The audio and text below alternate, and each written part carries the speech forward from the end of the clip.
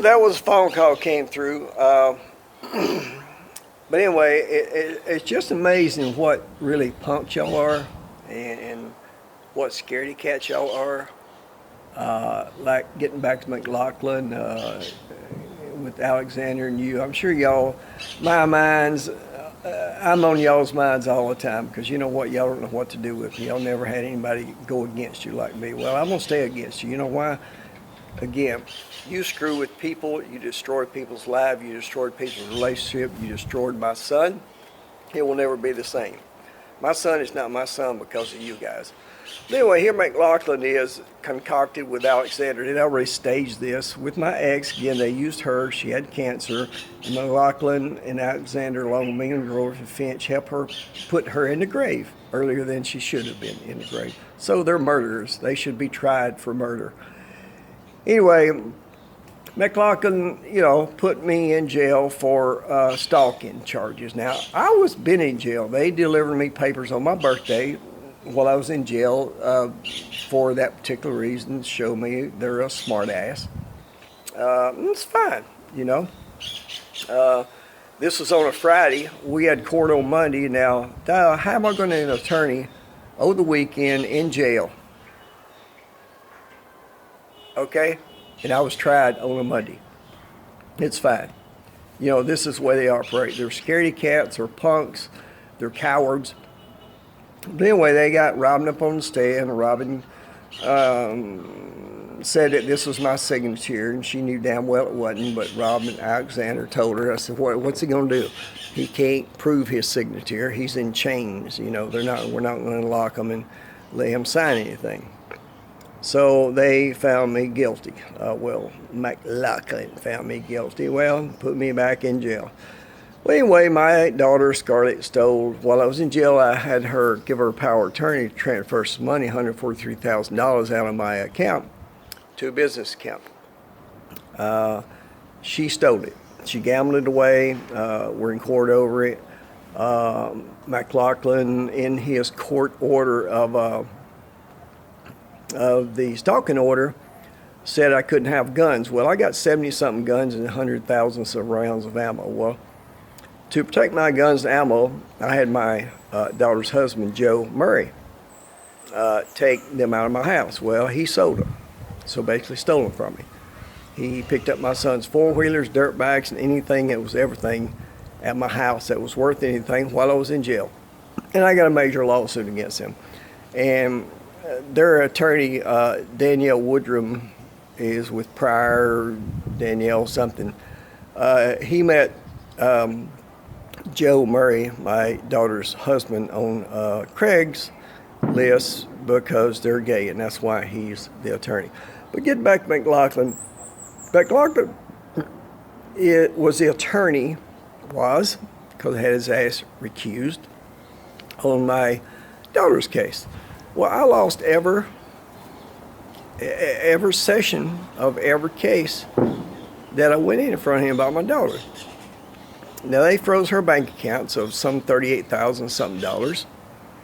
And to give that to me, we had a trial over it.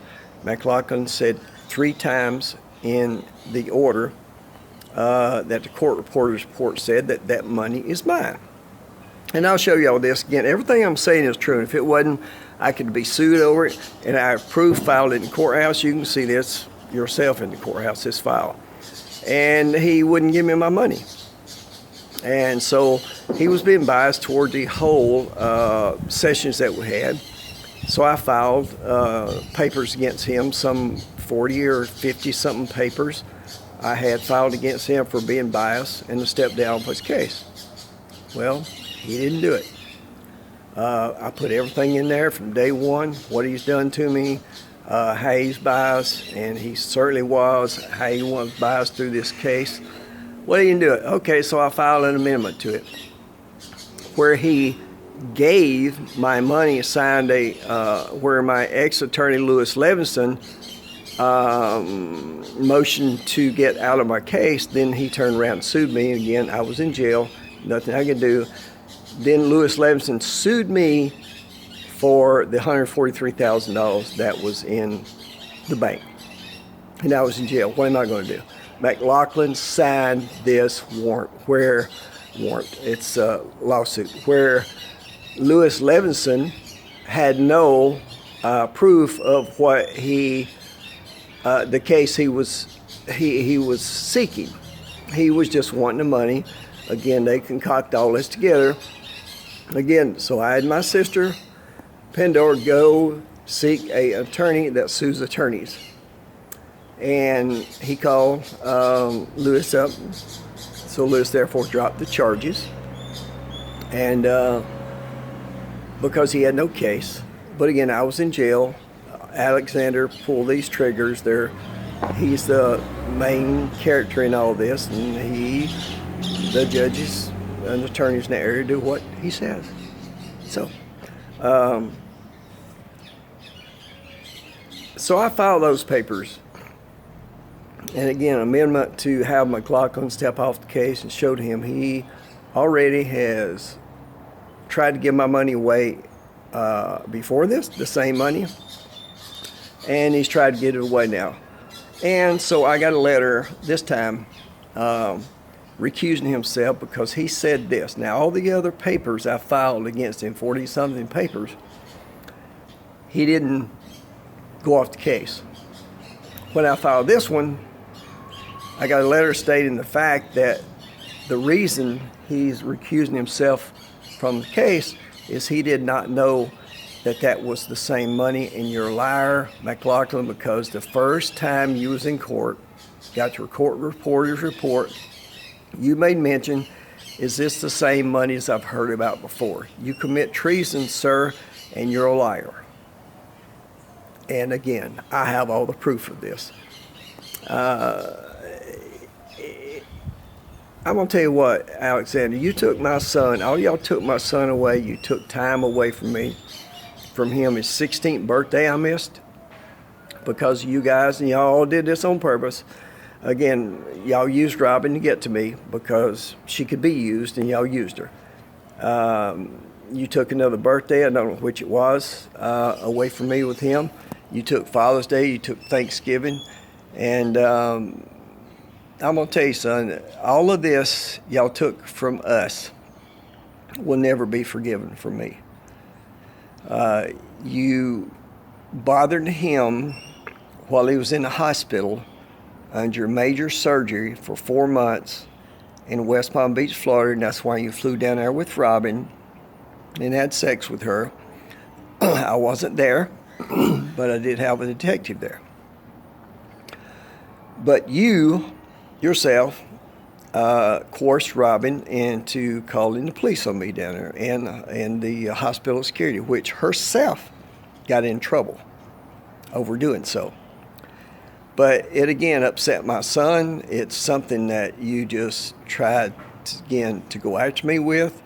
You wrote a letter stating the fact that you don't think I need to be there the first, I don't know how long it was, few weeks, months, whatever, until Connor stabilized. And I'm sure you, Alexander, you're a doctor. You're a medical doctor. You're a professional doctor in any areas. You're a psychologist. You're a psychiatrist. You know what?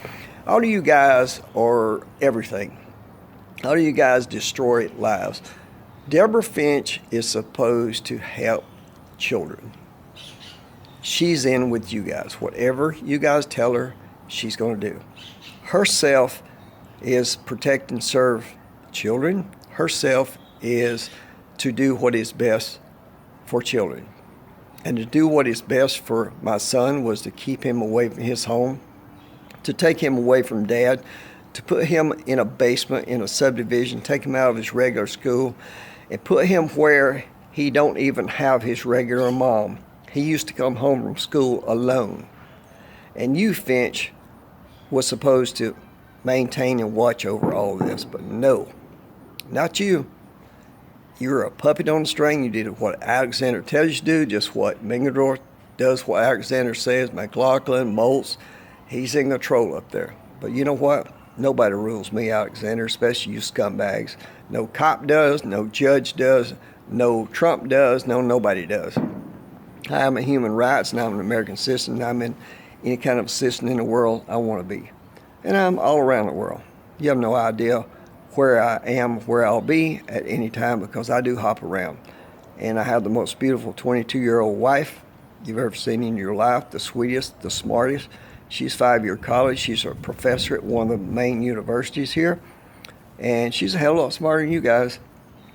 And we love each other to death. And I got a hell of a life down here. You know, and I'm going to tell you what, guys. You may think you have a beautiful life with your wife. And I'm sure most of you do, which I thought I did. But I knew this guy that traveled the world, and he was smart enough to keep money in other countries. And because one day he may have thought that something may happen to his family situation, he would be protected. And he was smart to do this. He's a very good friend of mine. Anyway, I guess I've said enough right now, but I will be back later to tell y'all more stories about all these people that have stole from me, all these people that I've helped and done things for in life. The more I've helped people, it seems like the worse I've been treated. But y'all have a good day, and then we'll talk to you later.